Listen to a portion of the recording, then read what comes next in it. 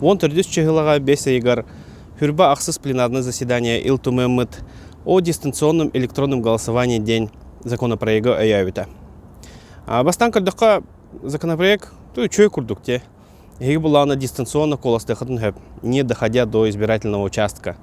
Олганам баран, на самом деле ДЭК нужен для того, чтобы разбавить ваши голоса. Надо понимать, что никто напрямую голос у нас не отберет, наверное, да? Но вот обходными путями каким-то образом повлиять на итоговые результаты голосования, вот они запросто будут этим заниматься. Амбастан была она ДЭК в качестве эксперимента Москва хаявтра киллербиттера.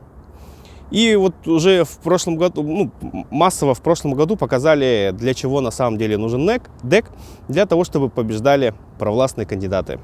То есть там по нескольким участкам побеждали одни, и вот с результатами ДЭК выиграли совершенно другие кандидаты. Каким образом работает ДЭК? Просто банально вкидываются голоса через ботов. Да, а как часто наши родные якутские власти используют ботов, вы прекрасно знаете, сколько они ставят себе лайков, хвалебные комментарии и так далее.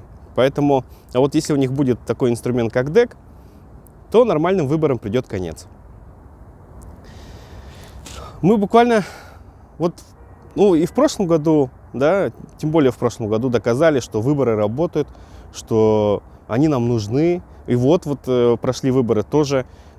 Тем не менее, да, при обычных выборах методов манипуляции очень много, разных ухищрений. Допустим, отстранили того же Александра Иванова по какой-то там песенке, притом на его заявление никак не отреагировали. Ну и таких тоже много разных есть способов. Там вбросы бюллетеней, использование надомного голосования и так далее, и так далее. То есть, и так сложно на самом деле. Но вот с ДЭКом у них просто не будет никаких проблем избирать того, кого они хотят.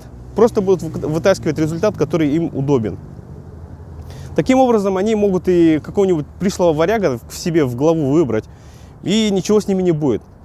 Поэтому это надо понимать, это нужно пресекать. И просто голос – это все, что у нас есть, вообще все, что у нас осталось.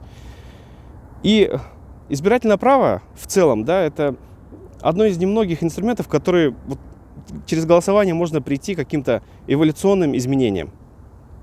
И вот его хотят у нас отобрать. Еще окончательно этот закон не принят. Да, есть еще время немножко. И мы можем еще выразить свой протест.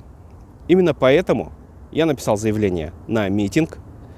Когда его утвердят, я пока не знаю, но посмотрим. Каким образом вы прямо сейчас можете помочь выразить протест ДЭКу?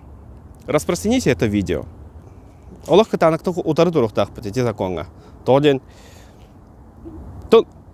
То, что выборы работают, мы друг друга доказали, да? И если бы выборы не работали, они бы этот ДЭК не приняли. Вот в чем проблема.